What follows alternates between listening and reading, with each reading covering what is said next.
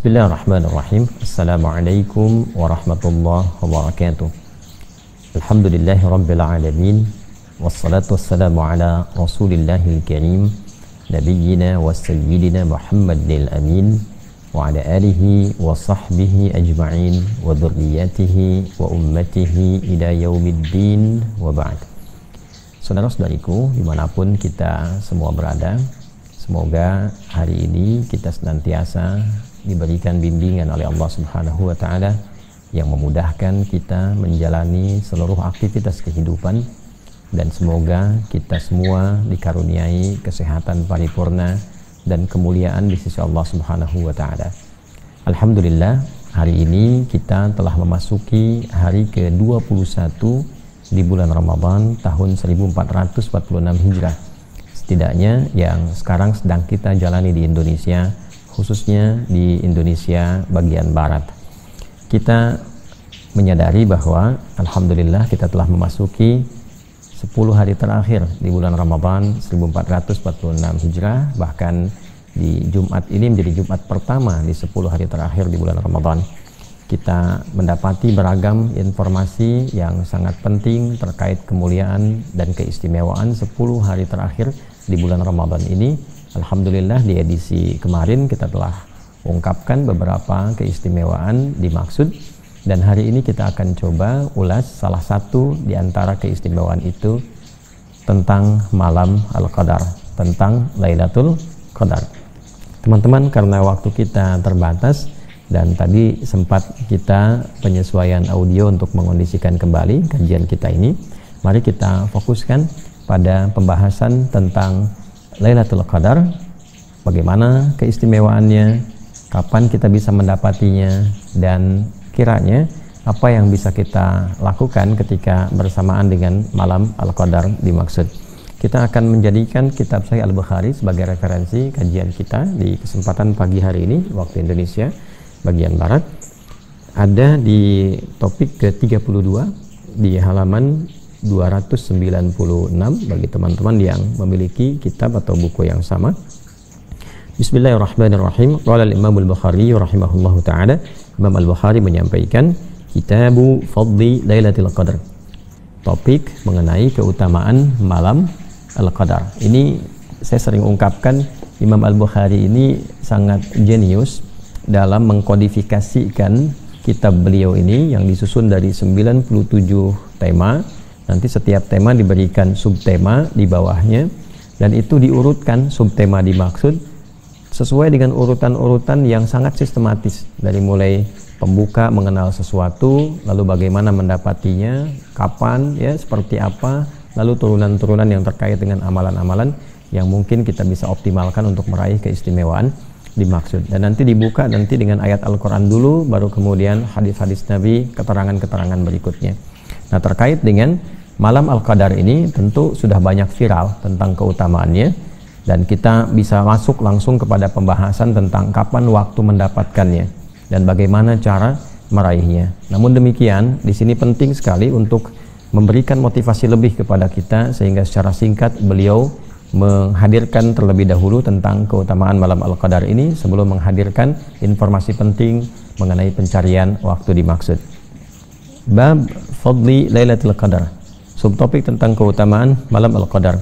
Wa qala al-Imam Al-Bukhari rahimahullahu taala, Imam Al-Bukhari menyampaikan dalam kitabnya, wa qaulillahi ta'ala, adapun firman Allah Subhanahu wa taala, a'udzubillahi minasyaitonir rajim, bismillahirrahmanirrahim, inna anzalnahu fi lailatul qadar wa ma adraka ma lailatul qadar lailatul qadri khairum min alfi syahr tanazzalul malaikatu war-ruhu fiha bi'izni rabbihim min kulli amr salamun hiya hatta matla'il fajr. Surah Al-Qadar, surah ke-97 ayat 1 sampai dengan 5. Adapun mengenai surah ini, nah ini yang dimaksudkan. Ya, jadi sudah banyak orang bahkan hafal tentang surah ini, bahkan mengetahui keumuman makna yang terkait dengan surah ini yang disampaikan oleh para ulama-ulama kita tentang keutamaan malam Al-Qadar. Di dalamnya ada satu peluang mendapatkan lipat ganda pahala yang lebih daripada 1000 bulan. Jadi kalau kemudian kita sholat nilainya lebih daripada 1000 bulan, Bila dikonversi 1000 bulan kurang lebih ada 80 tahun. Artinya kalau orang bertepatan sholat di malam itu, dia bisa berpotensi mendapatkan setidaknya 80 tahun nilai sholatnya tanpa henti. Demikian bacaan Al-Qur'annya, zikirnya, dan seterusnya. Lalu kita pun mengetahui bahwa di malam yang bersamaan dengan itu, saking istimewanya, malaikat-malaikat turun membersamai amalan-amalan setiap hamba. Bila beristighfar, mereka mendukung dengan memohonkan ampunan kepada Allah.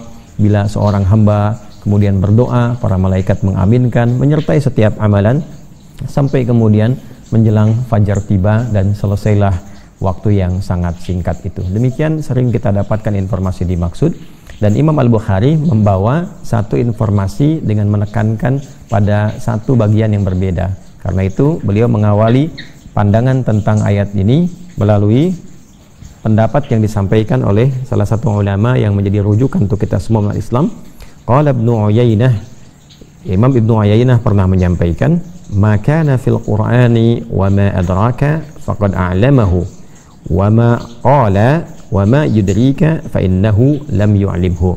Nah, Imam Ibnu Uyainah radhiyallahu taala anhu rahimahullahu taala pernah menyampaikan, jika kita mendapati satu redaksi di dalam Al-Qur'an menggunakan kata wa ma adraka, maka hal tersebut adalah hal yang telah diuraikan oleh Allah dengan sangat jelas, telah diketahui kemudian disampaikan. Tapi bila kita dapati lagi sesuatu yang ditampilkan katanya dengan wama yudrika, ini adalah sesuatu yang Allah telah sangat mengetahuinya, namun pada umumnya belum diketahui oleh hambanya. Untuk itu dalam hal demikian kaitan dengan malam Al-Qadar, di sini ada dua kata, dua diksi yang kita dapatkan. Satu adraka, yang kedua juga kita akan dapatkan turunan pemahaman tentang yudrik pada akhirnya. Inna anzalnahu fi lailatul qadar wa ma adraka ma lailatul qadar. Maksud perkataan Ibnu Uyainah tadi bahwa Allah telah mengetahui malam Al-Qadar ini, ya kan? Telah sempurna, ya, dan dengan izin Allah Subhanahu wa taala disampaikan kepada kita informasinya, ya, diterangkan kepada kita bagaimana cara kita meraihnya, kapan kita mendapatinya. Namun kemudian di sisi yang berbeda kita temukan juga nanti di ayat-ayat lain yang diawali informasinya dengan menggunakan kata yudrik, ya, Allah maha mengetahui, tapi manusia, hamba-hamba Allah tidak mengetahuinya. Termasuk dalam beberapa kasus malaikat pun tidak diberikan informasi tentang itu. Ya, ini ada hikmah untuk menunjukkan hak prerogatif Allah di dalamnya. Seperti tentang kiamat misalnya, wa ma yudrika la'alla as-sa'ata takunu qariba. Dan yang bagaimana pendapatmu, apa yang kau ketahui tentang kiamat yang engkau tidak tahu sama sekali, bagaimana jika kemudian itu terjadi tiba-tiba, ya. Karena itu dalam hal yang terkait dengan yudrika, kita diminta oleh Allah Subhanahu wa taala untuk tidak memikirkan waktunya, tapi menyiapkan kondisi kita supaya kapanpun terjadi waktunya kita telah siap memiliki bekal yang baik. Sebaliknya, kalau dibuka dengan adrak, itu artinya diberikan informasinya, disampaikan turunan penjelasannya, supaya dengan itu kita mencari waktu itu untuk mendapatkan keutamaannya. Paham maksudnya, ya? Ya, karena di sini syarahnya tidak diurai, jadi harus kita mengerti dulu apa yang dimaksudkan, baru kemudian masuk kepada inti pembahasan yang akan kita kaji. Ya, jadi sekali lagi saya simpulkan, Ibnu Uyainah rahimahullah taala memberikan gambaran kalau adrak, ya, di Quran ada menemukan kata adrak, itu artinya informasi yang disampaikan telah Allah ketahui sepenuhnya karena Allah memiliki sifat maha mengetahui, dan diberikan oleh Allah Subhanahu wa taala turunan penjelasan dari pengetahuan itu supaya kita mencari keistimewaan yang terkait dengan informasi itu. Apakah waktunya, apakah caranya, apakah tempatnya, bagaimana meraihnya, dan sebagainya. Namun demikian, bila kita mendapati kata yudrik, itu artinya Allah Subhanahu wa taala maha mengetahui segalanya. Namun demikian, untuk menunjukkan keagungan pengetahuannya dan menunjukkan bahwa hanya Ia yang punya hak prerogatif dalam pengetahuannya, maka Allah tidak menyampaikan kepada makhluknya, hamba-hambanya, mengenai spesifik tentang waktunya, spesifik tentang bagaimana kemudian kapan kemudian itu terjadi, ya. Namun yang disampaikan adalah tanda-tanda saja misalnya, yang disampaikan adalah dahsyat kejadiannya saja misalnya, supaya tujuannya bukan kita mencari kapan terjadi, bukan kita kemudian mencari momentumnya, tapi menyiapkan diri bahwa kapanpun itu terjadi kita telah siap untuk menjemput itu semua. Ya, itu tadi saya contohkan, dan di kasus ini, dalam hal ini tentang malam Al-Qadar itu menggunakan kata adrak, bukan menggunakan kata yudrik. Ketika menggunakan kata adrak artinya apa? Ada informasi yang Allah sampaikan mengenai keutamaan-keutamaan ini terkait dengan waktunya, supaya kita bisa berburu waktunya, kapan waktunya, dan mempersiapkan diri untuk mendapatinya. Nah, dari sinilah saya katakan tadi di awal, Imam Al-Bukhari sangat jenius tentang ini, karena memulai dengan ayat Quran, memulai dengan pendapat para ulama tentang menafsirkan ayat mengenai petunjuk untuk mencari waktu malam Al-Qadar, lalu dengan itu baru kemudian masuk kepada pencarian waktunya. Sangat jelas ya teman-teman sekalian. Baik, sebelum kita urai ke hadis teman-teman sekalian, ada satu bagian hal yang sangat penting terkait dengan malam Al-Qadar ini yang telah kita garis bawahi mengenai keutamaannya. Tadi disebutkan satu-satu keutamaan pahala, malaikat turun menyertai setiap zikir. Namun di antara sekian banyak keutamaan dimaksud, ada satu yang dipilih oleh Al-Imam Al-Bukhari, dan ini menjadi bagian terpenting pilihan ini dari hadis Nabi SAW, karena ketika ditekankan oleh Nabi SAW tentang pilihan yang satu ini, karena otoritas Nabi sebagai pensyarah Al-Quran, penjelas Al-Quran, maka pilihan satu ini menjadi fokus yang paling utama. Ya, maksudnya begini, kalau kita qadarullah mendapati malam Al-Qadar ini, maka prioritaskan yang paling utama ini, baru yang lainnya kemudian disusulkan. Ya, karena ketika yang pertama ini dapat, maka yang lainnya pun kemuliaannya setidaknya akan mengikuti. Ya, apa itu? Mari kita simak. Bismillahirrahmanirrahim. Qala al-Imam al-Bukhari rahimahullahu taala, haddatsana Ali ibnu Abdullah, haddatsana Sufyan qala hafidnahu wa innama hafidha min az-Zuhri an Abi Salamah an Abi Hurairah radhiyallahu taala anhu 'anin Nabi sallallahu alaihi wasallam. Tadi saya sampaikan urutan sanad dan telah saya jelaskan di pertemuan sebelumnya, jadi tidak perlu saya perpanjang dan perjelas kembali. Intinya informasi ini tersambung pada Nabi SAW. Beliau menyampaikan, man shama ramadhana imanan wa ihtisaban ghufira lahu ma taqaddama min dhanbi wa man qama lailatul qadri, ya, wa man qama lailatal qadri ya imanan wa ihtisaban ghufira lahu ma taqaddama min dhanbi. Kita tegaskan kembali di paragraf yang kedua, wa man qama lailatal qadri imanan wa ihtisaban ghufira lahu ma taqaddama min dhanbi. Nah, teman-teman, di sini ada bagian yang sangat penting. Nabi mengatakan, siapapun yang menunaikan puasa Ramadan, ingat puasa Ramadan yang disertai dengan keimanan yang kuat kepada Allah tanpa dia ragu, disertai dengan ketulusan mengerjakannya karena Allah dan mengevaluasi dirinya sehingga tampil bisa lebih baik, maka ada potensi diampuni ia dari seluruh dosa yang pernah ia kerjakan. Lalu bagian kedua yang tadi kita highlight, waman qama, dan siapapun yang menunaikan qiyam, bangun menunaikan sholat, apakah itu tarawih, apakah itu tahajud, Ramadhana, kan di riwayat lain di waktu Ramadan. Sedangkan di hadis ini Lailatul Qadri, ini poinnya. Ya, jadi yang pertama tadi saya sebutkan dulu riwayat lain Ramadhana menunjukkan spesifik waktunya Ramadan, bukan di malam-malam lain. Jadi memang ada satu bagian di malamnya Ramadan, bukan malam yang lain. Satu hal yang sangat istimewa, yang tidak sama dengan malam-malam yang lainnya. Dan di malam itulah ibadah spesifiknya itu disebutkan oleh Nabi, wa man qama Lailatul Qadri, salat. Ya, saya ulangi, sholat. Jadi kalau kita bisa optimalkan, walaupun hanya 2 rakaat sholat, mungkin bisa kita berzikir, ya, mungkin kita bisa baca Al-Quran, itu bagus seluruhnya. Tapi ada prioritas yang ditempatkan di sini oleh Nabi SAW, yaitu sholat. Nah, mengapa sholat? Ketika kita riset di dalam Al-Quran, di antara bentuk zikir tertinggi yang mengcover, yang mencakup seluruh zikir-zikir yang lain pada umumnya, itu adalah sholat. Ya, misal kita membaca istighfar, kita kemudian berzikir, bertasbih kepada Allah, bertahmid kepada Allah, bertakbir kepada Allah, kita berdoa, ya, kita baca Al-Quran, itu semua zikir.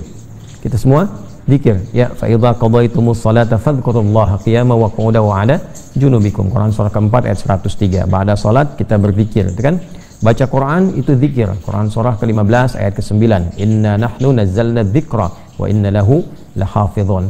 Kemudian Menghafal Quran itu juga zikir. Walaqad yassarnal Qur'ana lidzikri fahal mim muddakir. Kemudian kita berdoa itu juga zikir. Ya wadhkur rabbaka fi nafsika tadarruan wa khifatan wa dunal jahri minal qaul. Quran surah 7 ayat 205. Itu semua zikir. Dan keseluruhannya kalau kita lihat dengan baik itu kita dapatkan dalam salat. Takbir ada dalam salat. Istighfar ada dalam salat. Ketika ruku ada istighfar, sujud ada istighfar. Ketika duduk di antara dua sujud, kalimat pertamanya Rabbighfirli itu istighfar. Ya, tasbih ada. Ya, kemudian dalam ruku, dalam sujud. Apalagi kita tahmid ada dalam Al-Fatihah kita temukan, dalam i'tidal kita temukan, kan? Kemudian doa hampir seluruhnya baca yang kita utamakan dalam salat itu doa. Karena itu salat disebut dengan doa secara bahasa. Jadi mengapa salat diutamakan di sini disebut di hadis Nabi? Karena salat itu mencakup bagian seluruh amal-amal secara umum yang kita kerjakan dalam kehidupan kita secara ritual. Ini bagian utamanya. Kemudian imanan wahtisaba dilakukan dengan imannya kepada Allah, yakin tanpa ragu, wahtisaban dia ikhlas tunaikan karena Allah dan berupaya memperbaiki dirinya. Ini poinnya. Berupaya memperbaiki dirinya. Jadi di sini bukan sekedar dia tunaikan salat. Ya, salatnya dia kerjakan karena Allah, ikhlas. Lalu setiap bagian dari salat dia jadikan dengan kekhusyuannya untuk mengoreksi dirinya. Dia pahami tentang ruku, dia pahami tentang sujud, dia berdoa yang baik. Ya, apa di antara doanya pernah ditalkinkan oleh Nabi sallallahu alaihi wasallam kepada Sayyidah Aisyah radhiyallahu taala anha, itu kan di antara doa yang paling populer, Allahumma innaka afuwun tuhibbul afwa fa'fu anni. Ya Allah, Engkau yang sangat pemaaf, Engkau yang sangat pengampun dan Engkau mencintai sifat-sifat pemaafan dan ampunan itu, maka dengan segala keagunganmu, dengan segala sifat-sifat mulia itu, ampuni aku, maafkan segala kesalahan-kesalahanku. Nah, jadi yang diutamakan di sini teman-teman, kalau memang kita merasakan ada getaran tentang malam itu, maka optimalkan sholat dan fokuskan pada satu bagian di situ, yaitu khususnya permohonan ampunan Allah Subhanahu wa taala. Itu poinnya, permohonan ampunan Allah Subhanahu wa taala. Jadi kalau seseorang hamba sudah diampuni oleh Allah, ya, itu semua yang lain kemuliaan akan ikut. Ya, karena itu di ujungnya, di ujung hadis ini, ghufira lahu ma taqaddama min dhanbi. Man qama lailatal qadri imanan wa ihtisaba, ghufira lahu ma taqaddama min dhanbi. Siapa yang bisa bangun di malam Al-Qadar, menunaikan salat, dia tunaikan khusyuk karena Allah, karena imannya, dia berupaya mengevaluasi dirinya, maka berpotensi diampuni seluruh dosa yang pernah ia kerjakan dalam hidupnya. Nah, jadi kalau bersamaan sekali lagi dengan malam itu, optimalkan salat dan optimalkan istighfar. Optimalkan istighfar supaya Allah ampuni dosanya. Kalau sudah diampuni dosa, maka di surat Nuh, ya, Allah Subhanahu wa taala menegaskan dalam Al-Qur'an, faqultu astaghfiru rabbakum innahu kana ghaffara. Nabi Nuh mengatakan kepada umatnya, ayo minta ampun sama Allah. Ya, sesungguhnya Allah menegaskan, Ia Maha Pemberi ampunan. Maka apa setelah itu? Yursilis samaa 'alaikum bidrara wa yumdidkum bi amwal wa banin. Ya, Allah bagi satu tempat yang kesulitan hujan, Allah turunkan hujan berupa keberkahan. Ya, jadi ada juga satu tuntunan kalau satu tempat gersang, kemarau panjang dan sebagainya, maka ada baiknya penghuni-penghuni yang ada di situ banyak beristighfar kepada Allah, banyak mengoreksi diri dengan ikhlas, dengan tulus, kan? Kemudian yang menarik, wa yumdidkum bi amwal wa banin, yang kesulitan rizki dimudahkan oleh Allah, pada bab keturunan dimudahkan oleh Allah. Jadi ada banyak hal yang di situ kita bisa dapatkan dengan keutamaan apa? Istighfar. Jadi istighfar, istighfar dan istighfar. Nah, sekarang pertanyaannya, ketika secara presisi kita mengetahui isyarat yang disampaikan Nabi Sallallahu Alaihi Wasallam, ya kan, keutamaan malam Al-Qadar itu begitu banyak, petunjuknya diberikan penjelasan. Dari penjelasan itu kalau diurut lagi, ini yang spesifik dikerjakan, ya kan, istighfar, minta ampun dan turunannya. Lalu sekarang tersisa waktunya kapan?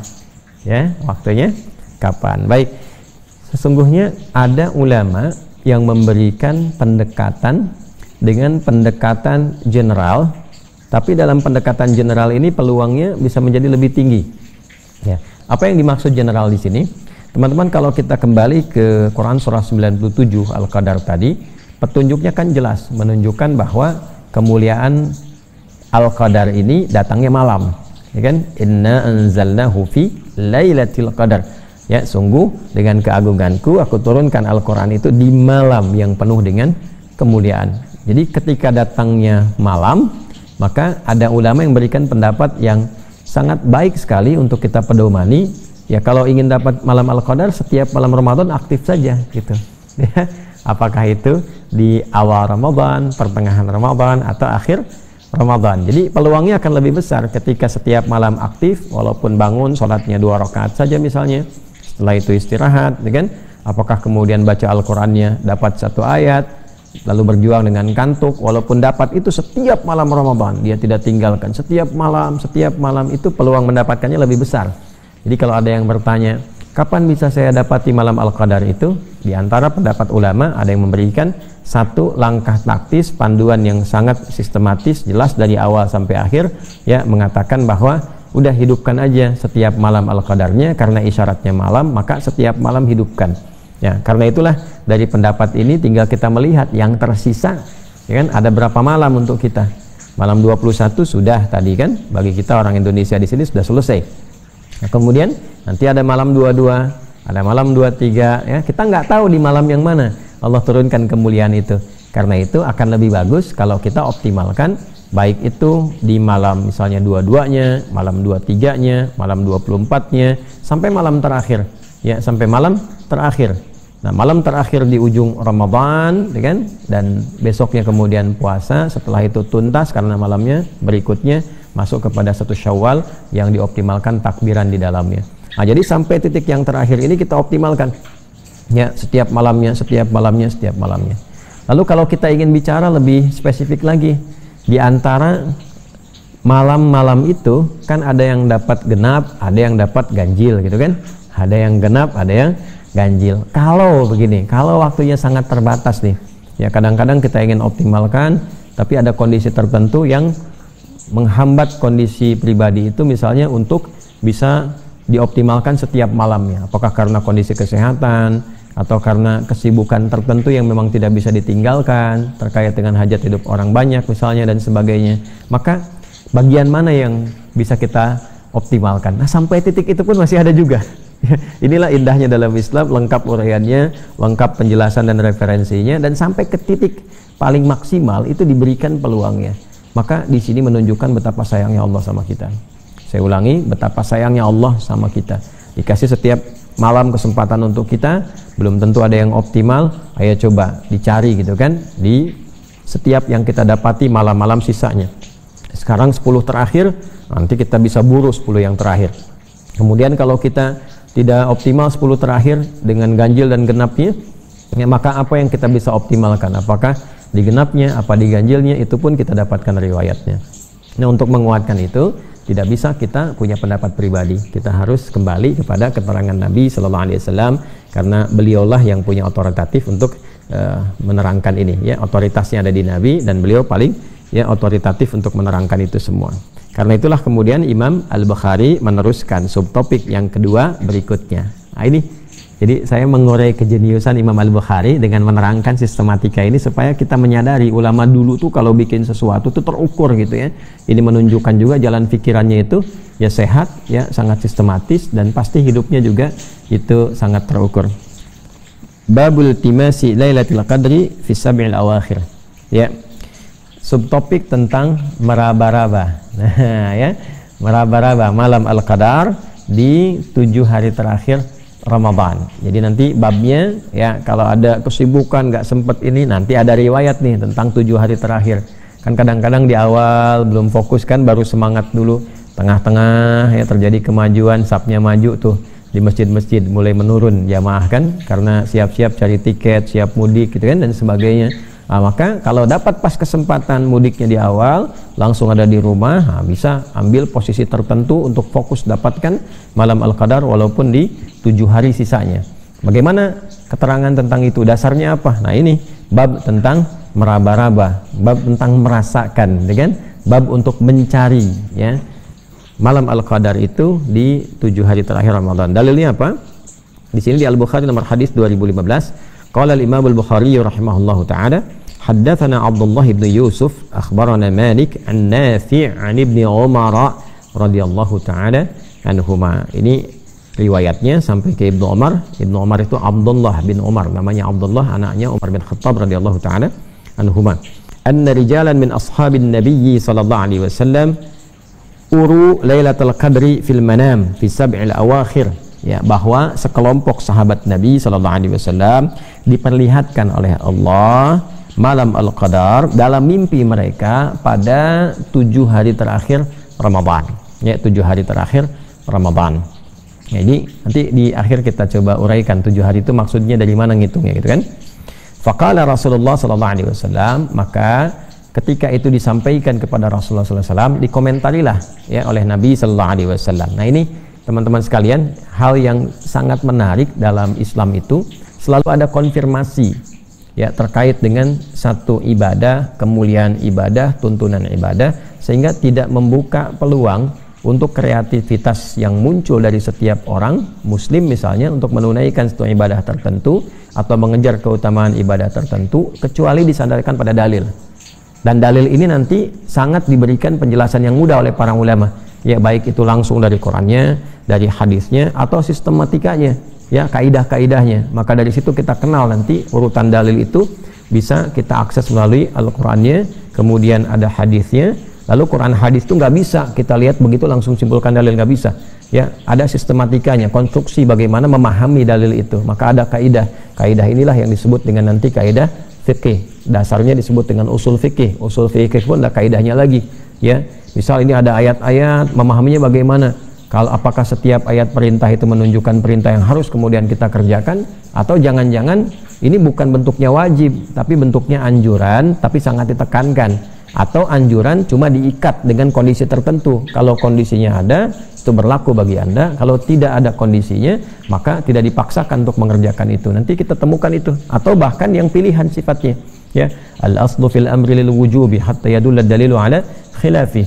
Asal dari perintah itu wajib kecuali nanti ada dalil lain, ada penjelas lain yang menunjukkan bahwa hukum ini bukan wajib tapi ada penekanan tapi tidak dipaksakan, ya. Seperti kalau wajib itu sholat, ya, waqimus sholah, tunaikan sholat. Tidak ada penjelasan lain yang menunjukkan bahwa sholat ini tidak wajib, itu nggak ada. Wajib hukumnya. Dalam keadaan apa kita tunaikan? Baik berdiri, apakah kemudian duduk, nggak bisa berdiri duduk, nggak bisa duduk berbaring, baru ada turunan-turunannya, ya kan? Nah, hal lain tentang makan misalnya, itu menggunakan kata perintah. Ya ayyuhan nasu kulu mimma fil ardi halalan thayyibah. Hai semua manusia, makanlah, ya. Nah, apakah di Al-Baqarah misalnya di sini ayat 168 ini hukumnya wajib? Ya, harus makan. Kalau enggak dosa, itu kan wajib itu kalau enggak dikerjakan kan dosa, gitu kan? Apakah bentuknya pilihan? Nah, mana ikatannya di sini? Oh, ternyata di ayat makan ini sifatnya menunjukkan bentuk penekanan yang kuat, bukan dalam konteks wajibnya menuntut dosa atau pahala, yang kalau makan berpahala, kalau tidak makan berdosa, ya kan? Nah, ini kan jadi masalah, gitu kan? Tapi ini menjadi kebutuhan pokok bagi setiap manusia, ditekankan oleh Al-Quran, tapi sifatnya di situ ada pilihan sesuai dengan hajat kebutuhan kita. Nah, nanti babnya sangat luas sekali teman-teman sekalian. Nah, kembali ke sini yang tadi kita uraikan, bahwa dalam konteks kita melihat ini bagaimana kemudian relasi sahabat dengan penetapan Nabi sallallahu alaihi wasallam. Nah, para sahabat ini ketika mendapati keadaan demikian dikonsultasikan ke Nabi, ya Rasulullah, ini kami mimpinya sama semua nih, ya, si fulan mimpi ini, si fulan mimpi ini di waktu yang serupa, gitu kan, mimpi ditampakkan, dikonsultasikan pada Nabi sallallahu alaihi wasallam untuk minta pendapat pada Nabi apakah ini benar atau tidak, apakah ini sesuai atau tidak. Nah, itulah kalau kita memahami sesuatu dalam hadis, dalam ayat, jangan langsung disimpulkan dengan pikiran kita hukumnya begini, itu nggak boleh, ya. Dikembalikan, ya, bagaimana petunjuk yang disampaikan oleh Nabi dari Al-Quran seperti apa, dari hadis bagaimana. Nah, untuk mengetahui membaca petunjuk Nabi itu nggak bisa juga kita ngakses lihat hadis langsung paham begitu, nggak bisa. Jalurnya lewat ulama, ya, karena hadis, Al-Quran apalagi itu dengan talaki sifat ilmunya. Nah, talaki itu setiap generasi mendapatkan ilmu begini, keterangannya sama semua tuh, ya, itu disebut sanad namanya, disebut sanad. Nah, ini yang terjaga. Jadi nggak bisa orang lihat hadis begini langsung disimpulkan maknanya begini, tidak. Diketahui dulu ini sebab urutnya bagaimana, kejadiannya seperti apa, ya, gambarannya kenapa menggunakan bahasa ini, petunjuknya kemana. Jadi nggak semudah kita melihat langsung kita dalilnya begini, nggak bisa begitu. Konstruksi dalil itu seperti apa?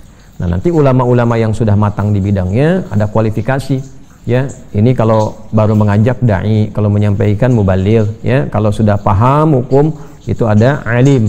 Kalau sudah mengerti konstruksi fikih disebut faqih. Kalau sudah memberi fatwa, nah, kalau fatwa ini dia nggak banyak dalil, menyampaikan kalimat, ya udah hukumnya begini, karena ini manusia dalil, namanya mufti. Kalau terikat dengan pelaksanaan namanya apa? Qadhi. Baik, ini penting, mohon maaf saya agak uraikan panjang di bagian ini, karena beberapa masa akan ditemukan, kadang-kadang orang berpendapat langsung dalilnya ini, dalilnya ini. Nah, sementara konstruksi ulama itu nggak dibaca, bagaimana memahami dalil dimaksudkan. Ya, nanti ada pelajaran-pelajaran tersendiri bagi orang-orang yang belajar di jurusan itu, pasti memahami ya apa yang kita uraikan. Kemudian apa komentar Nabi SAW ketika disampaikan tentang hal demikian? Maka faqala Rasulullah SAW, Nabi SAW kemudian menjawab, ara ru'yakum qad tawata'at fi sab'il awakhir. Ara, aku memandang, kan? Ru'yakum, mimpi kalian itu qad tawata'at fi sab'il awakhir, ya tepat telah sesuai mendapati malam Al-Qadar itu di 7 hari terakhir Ramadan. Jadi ini satu riwayat yang menunjukkan bahwa malam Al-Qadar itu pernah turun di 7 terakhir Ramadan. Jelas ya? Jadi ini satu riwayat yang menunjukkan bahwa malam Al-Qadar pernah turun di 7 malam terakhir Ramadan. Tapi bukan ingin menunjukkan bahwa waktunya spesifik di 7 terakhir itu, tidak. Pernah turun di situ, di waktu itu. Ya, maka faman kana mutaharriha falyataharraha fi sab'il awakhir. Nah, ini poinnya. Maka siapa yang berminat untuk memburu kemuliaan malam Al-Qadar itu demi mendekatkan diri kepada Allah, silahkan memburunya, mencarinya. Saya gunakan istilah memburu itu untuk menunjukkan konteks mencari dengan sungguh-sungguh yang serius. Ya, silahkan buru itu, silahkan cari itu dengan sungguh-sungguh fi sab'il awakhir, pada pekan yang terakhir, ya 7 hari terakhir di bulan Ramadan. Jadi ini dalil yang menunjukkan kalau memang belum sempat maksimal ibadah di sebelumnya, lalu ada potensi 7 hari terakhir ini kita bisa mendapatkan malam Al-Qadar, ada luangnya, manfaatkan itu. Ya, manfaatkan itu sebaik-baiknya. Ya, jadi ini dalil yang pertama tentang malam Al-Qadar berlangsung, potensinya pernah terjadi di 7 malam terakhir. Nah, 7 malam terakhir ini ngitungnya bagaimana? Nah, para ulama ada yang ngurutkan dari atas. Jadi kalau misalnya Ramadannya 30 hari, itu kan malam 30, malam 29, malam 28, malam 27, malam 26, malam 25, malam 24. Nah, makanya ada yang menyebutkan Ramadan itu juga tidak harus selalu jatuh pada yang ganjil, bisa jadi malam 24 yang genapnya. Kan? Bisa jadi malam 24 kalau urutkan dari 30 ya. Nah, kalau jumlah Ramadannya itu 29, nah, maka ketemunya tanggal 23. Maka ada ganjil, ada genap. Ya, ya ini kejadiannya pada saat itu adalah 7 malam terakhir di Ramadan. Jadi 7 malam terakhir berarti diurut. Ya, nanti ada yang bacanya dari 21. Ya, malam 21, malam 22, malam 23, malam 24, malam 25, malam 26, malam 27.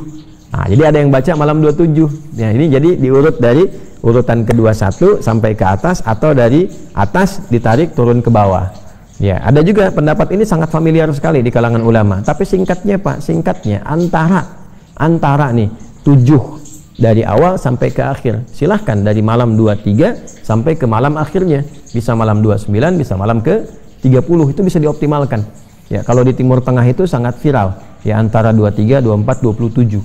Ya, karena itu biasanya beberapa orang di Timur Tengah menghadirkan malam Al-Qadar, pengingat nuzulul Quran itu dalam konteks turunnya kepada Nabi Sallallahu Alaihi Wasallam itu di malam ke-27 dihidupkannya itu, malam 27, malam 27 ya.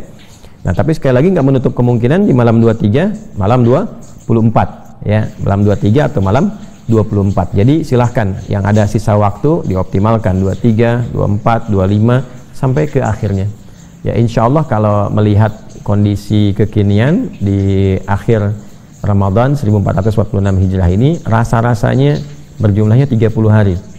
Ya, karena kalau melihat pendekatan dari hisab, tanggal 29 ketika terjadi ijtima itu posisi hilalnya masih di bawah ufuk. Nah, kalau di bawah ufuk itu baik pakai hisab mau pakai ru'yat atau imkanur ru'yat, itu besar kemungkinan akan digenapkan menjadi 30 hari. Jadi Ramadannya 30 hari, kita masih dapat malam ke 30. Kalau malam 30 berarti diurut lagi, ada 24 kan, ada 25 sampai kemudian ke malam 27 sampai ke akhirnya ke malam 30. Intinya ada dalil yang menunjukkan bahwa malam Al-Qadar pernah terjadi di 7 terakhir Ramadan. Bisa ditarik dari malam 21 berarti malam 27, bisa ditarik dari 30 berarti ke malam 23 atau 24. Jadi kalau udah lewat malam 21 tadi kan masih ada malam 22 terus sampai ujungnya. Ya, jelas ya apa yang kita utarakan ini. Kemudian teman-teman sekalian, selanjutnya kita lengkapi dulu supaya nggak putus di situ. Hadis tadi dapatkan juga dalam hadis riwayat Imam Muslim nomor hadis 1165 ya, dengan riwayat yang serupa. Kemudian yang kedua nomor hadis 2016 di Sahih Al-Bukhari. Qala al-Imam Al-Bukhari rahimahullahu taala, haddatsana Muadz bin Fadalah, haddatsana Hisham an Yahya an Abi Salamah.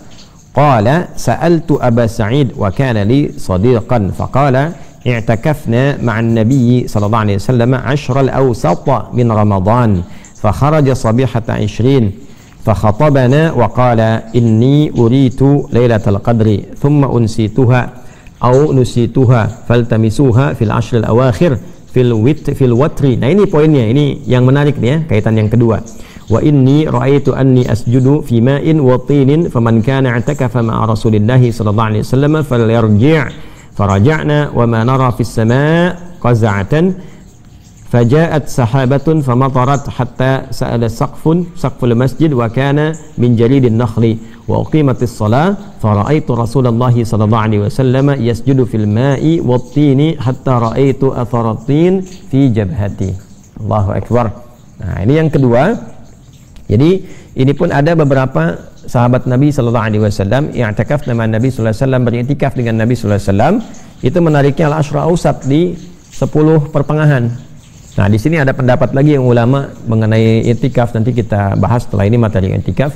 Itu tidak hanya bisa dilakukan di akhir Ramadan. Ya, biasanya orang di akhir itu optimalisasinya ada tujuan untuk memanfaatkan sisa Ramadan, mengejar malam Al-Qadar, kan meningkatkan perbaikan diri. Tapi sesungguhnya i'tikaf terbuka dari awal Ramadan, tengah Ramadan sampai puncaknya akhir Ramadan. Nah, ini keterangan tentang i'tikaf di pertengahan Ramadan. Jadi dari 11 sampai dengan 20 begitu ya.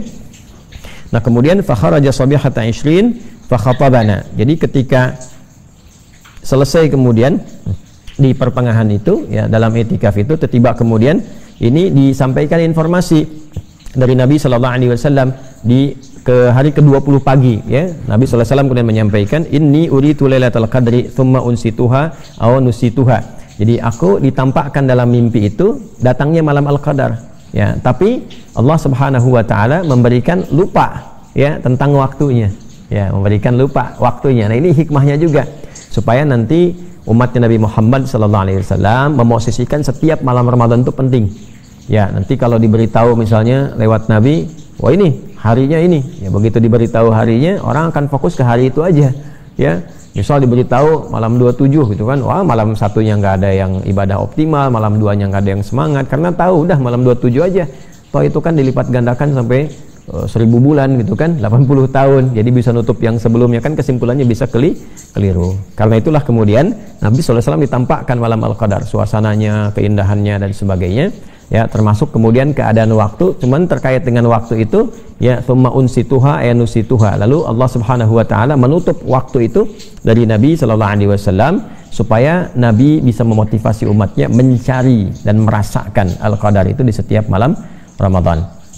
Lalu Nabi mengatakan faltamisuha fil ashril awakhir fil watri. Maka silahkan engkau rasakanlah, burulah, carilah itu di 10 malam terakhir. Nah, jadi hadis yang pertama tadi menunjukkan 7, yang kedua menunjukkan 10. Jadi ketika para sahabat i'tikaf sampai pertengahan, terus Nabi keluar pagi-paginya menyampaikan bahwa ini aku ditunjukkan oleh Allah Subhanahu wa taala itu malam Al-Qadar, ya kan? Jadi artinya apa? Para sahabat berburu juga keutamaan malam ini sejak pertengahan Ramadan. Ya, tadi saya katakan di awal, para ulama menyimpulkan bahwa bagusnya hidupkan setiap malamnya, malam awalnya, malam tengahnya, malam akhirnya. Nah, ketika beriktikaf bersama Nabi di pertengahan Ramadan itu, hari ke-20 pagi kemudian Nabi SAW tiba-tiba memberi arahan, beliau menyampaikan, aku diperlihatkan oleh Allah Subhanahu wa taala malam Al-Qadar, tapi waktunya dibuat lupa, ya, dihilangkan dari ingatan Nabi SAW. Faltamisuha, maka silahkan itu buru, rasakan, cek ya, fil ashril awakhir, diraba-raba di 10 malam terakhir. Fil watri, khususnya pada yang ganjil. Khususnya pada yang apa? Ganjil. Nah, ini seperti konstruksi tadi yang saya sampaikan ya, bahwa kalau nggak bisa 7, ada yang luas di 10 Ya, 7 dimulai kan nanti 23, 24 kan. Nah, malam ini masih 22. Berarti ada kita dapatkan peluang ini di malam 22, tadi malam 21. Nah, disinilah kemudian 10 malam terakhir sering disebutkan. 10 malam terakhir kita buru. Dasarnya apa? Hadis ini. Ya kan? Nah, spesifik di apa? Di waktu-waktu yang ganjilnya. Tapi sekali lagi, Nabi memberikan penekanan tapi juga tidak menutup peluang di malam-malam genap, karena bahasanya faltamisuha gitu kan. Faltamis itu rasakan, coba rasakan. Ya silahkan berikan prioritas, tapi juga tidak meninggalkan di malam apanya? Malam genapnya. Boleh jadi yang genapnya diturunkan juga, gitu kan? Nah, atau yang kedua, boleh jadi penyebutan ganjil ini untuk menyebutkan perbedaan waktu. Ya, mungkin di satu tempat 30 hari. Tempat lain bisa 29. Ya, kita aja di Asia Tenggara, Indonesia mulai tanggal 1. Ramadannya bersamaan dengan 1 Maret kan, di hari Sabtu. Tapi negara-negara tetangga di Singapura, di Brunei, ya, dan sebagian negara tetangga yang lain, mereka memulai di hari kedua. Otomatis Ramadannya pasti 29, nggak mungkin 30 juga. Ya, pasti 29. Jadi kalau sudah 29 dan 30 ada perbedaan waktu, artinya apa?